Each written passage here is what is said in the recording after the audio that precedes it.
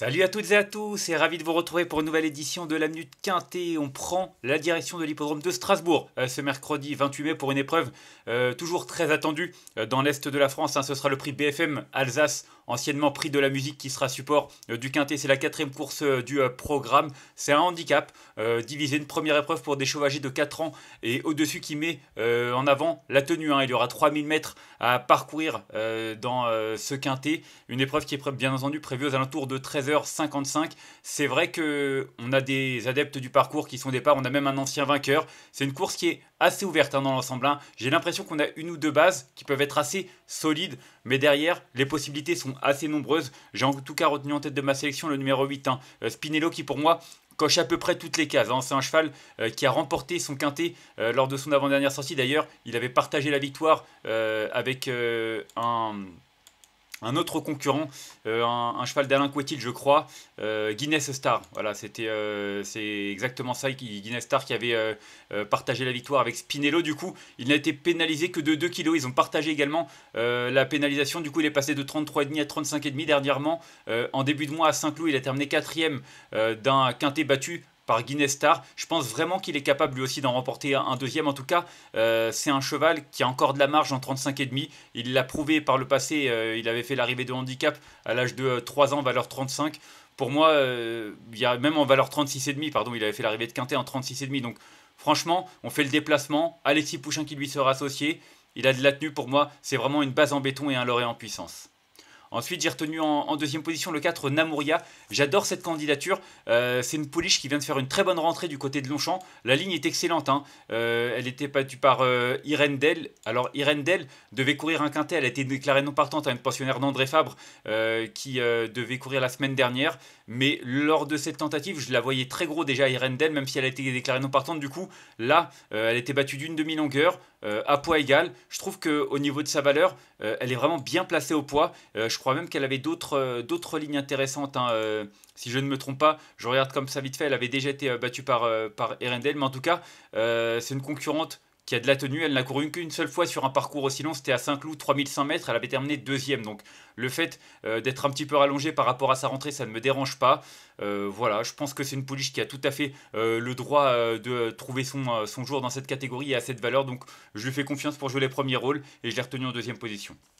Ensuite, j'ai retenu en troisième position l'As Rock Joyeux qui a été écarté des pistes un long moment, près d'un an et demi. C'est un cheval qui avait réalisé une sacrée performance à l'été 2023 en remportant 2 quintets coup sur coup à Compiègne et à Vichy. Donc après, il a terminé seulement 6ème d'un groupe 3, ce qui est pas mal, mais dans la foulée, il avait remporté une listed race. Donc clairement, un cheval de qualité. Suite à cette victoire, on ne l'a plus revu. Il a fait sa rentrée en mars dernier, 4ème, dernièrement 3ème. Donc on sent un cheval qui revient bien, qui est sur la montante. En plus, il est redescendu en 39,5. Il faut quand même noter qu'il avait remporté son dernier quintet en 39, donc une valeur à peu près similaire. Il a de la fraîcheur.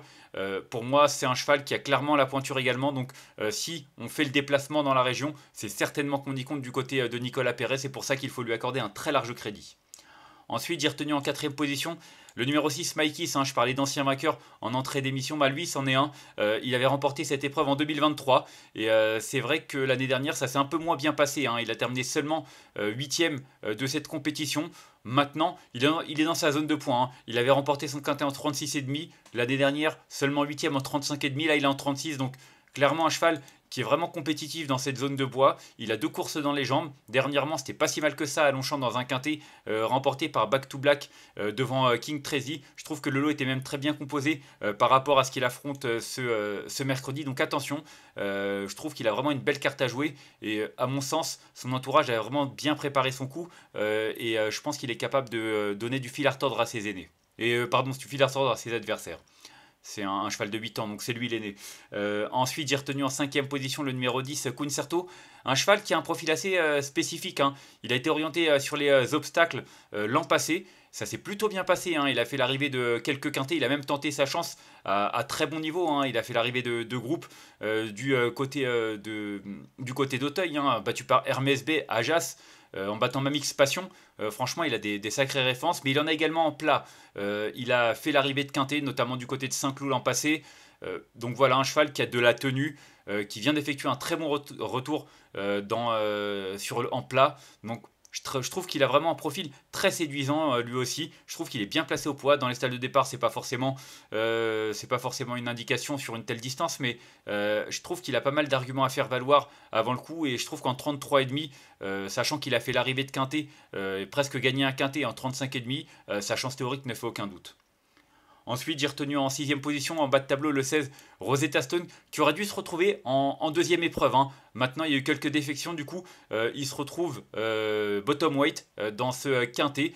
C'est pas forcément rédhibitoire, au contraire, c'est un cheval qui a fait l'arrivée de cette épreuve l'an passé en valeur 33,5, là il est en 30,5. Il reste en plus sur deux excellentes tentatives, troisième sur cette piste, sur un peu plus court, et puis en dernier lieu, deuxième d'un handicap du côté de Longchamp. Un cheval qui est en forme. On lui a pas remis les œillères comme la dernière fois, mais c'est pas grave, il n'a pas besoin de les porter pour pouvoir fournir sa meilleure valeur. Et franchement, en théorie, c'est vraiment une belle chance théorique également. C'est vrai que Alexis Pouchin était annoncé sur ce pensionnaire de Marianne Folk Westmeyer. Maintenant, Alexis Pouchin est sur Spinello. Et c'est vrai que normalement, Rosetta Stone aurait dû se retrouver en seconde épreuve. Donc, on ne s'attendait pas forcément à ça du côté de son entourage. Mais bon, avoir Coralie Paco, un petit poids, c'est également très bien. Donc attention, je pense vraiment qu'il est capable de tirer son épingle du jeu. Ensuite, en septième position, j'ai retenu le vaillant Capani, hein, le numéro 2, un cheval qui a fait ses preuves à ce niveau-là. Dernièrement, c'était mieux que ne l'indique son classement du côté de Saint-Cloud. Il faut quand même se souvenir qu'il a terminé sixième de cette épreuve l'an passé, mais surtout qu'il avait terminé deuxième en 2023. Alors, sa valeur a été depuis revue à la hausse, il est en 39, mais il a des références à faire valoir en 39, notamment lors de son avant-dernière sortie à Fontainebleau, où il était cinquième du quintet remporté par Spinello. Je trouve qu'il n'a pas forcément une grosse marge de manœuvre, mais l'aptitude à cette piste et la fraîcheur dont il bénéficie peuvent lui permettre d'accrocher une place. Et enfin, en huitième position, j'ai retenu le 3 Tic Tac. Il était chuchoté, hein, c'est un cheval qui nous vient de Suède et qui est désormais entraîné par Henri Pantal. Il a montré de belles choses dans les courses à condition après avoir débuté sa carrière sur notre sol à réclamer. Maintenant, deux tentatives dans des handicaps quintés, 10e puis 8e, comme j'ai dit, il était chuchoté, il y avait une cote de méfiance, il a été baissé d'une livre. Son entraîneur insiste dans cette catégorie, je me dis que si c'est le cas, c'est certainement qu'il pense vraiment qu'il est capable de bien y faire, donc je lui accorde une nouvelle chance. J'espère qu'il ne décevra pas, mais en tout cas, vu ces deux dernières tentatives, j'ai préféré de le retenir un petit peu plus loin dans le doute. Et enfin, en cas de non partant, j'ai retenu le numéro 13, Baden Rock, c'est un cheval qui est en forme, hein. Lui aussi connaît bien cette piste, d'ailleurs, il vient de s'imposer dans un handicap sur ce parcours. Alors là, il monte de catégorie, mais il faut quand même se souvenir que l'an passé, il avait remporté la deuxième épreuve, hein, de ce quintet, donc la forme saisonnière.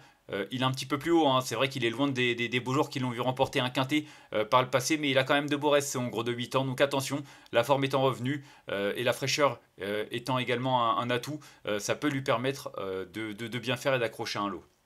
Ce sera juste un regret de ma part, vous l'aurez compris en tout cas. On va faire un petit récapitulatif de ma sélection avec le numéro 8 que j'ai retenu devant le 4, l'As, le 6, le 10, le 16, le 2 et le numéro 3. Et en cas de non partant, le 13. Je l'ai dit, la course est ouverte, mais j'ai vraiment l'impression qu'on a des bonnes bases. Le 8, pour moi, Spinello, il a encore de la marge. Il peut remporter une nouvelle épreuve de ce genre. Donc, première chance et base intégrale. Le 4, Namouria, je trouve son profil vraiment très séduisant. Sa rentrée déjà est très bonne et puis sa situation pondérale pour son premier handicap, je la trouve vraiment très favorable et avantageuse. Donc pour moi, c'est également une priorité. Puis là, Rock Joyeux, qui à mon sens fait le déplacement avec des ambitions. Il a deux courses dans les jambes, il est sur la montante, pris à une valeur favorable également. Pour moi, c'est également une première chance et une priorité. Mais bon, vous l'aurez compris, il y a quand même pas mal de possibilités, surtout pour les places. Donc faudra pas hésiter à élargir les combinaisons comme je le dis parfois. En tout cas, moi je vous remercie d'avoir suivi cette nouvelle édition de la Minute Quintet. Si vous avez aimé cette vidéo, n'hésitez pas à la liker, à la partager ou encore à vous abonner à notre chaîne YouTube en cochant la petite cloche pour être au courant des prochaines vidéos. On se retrouvera jeudi du côté de Longchamp, hein, comme tous les jeudis à cette période. En attendant, je vous souhaite une excellente journée et de bons jeux à tous. Bye bye.